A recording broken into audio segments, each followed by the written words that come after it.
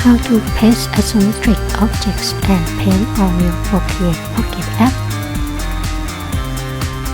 First, create a new layer, select the object, and then place the object. After that, duplicate the object 4 times, and then merge all of them.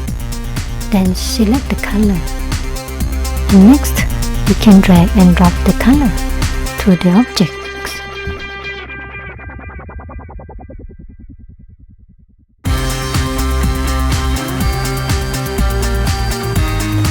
Okay, we will do the next objects. Create a new layer, choose the next objects, and then you can do the same things like the previous objects that I show you, because all the steps for putting the object and color will be the same, so the video will play very quickly.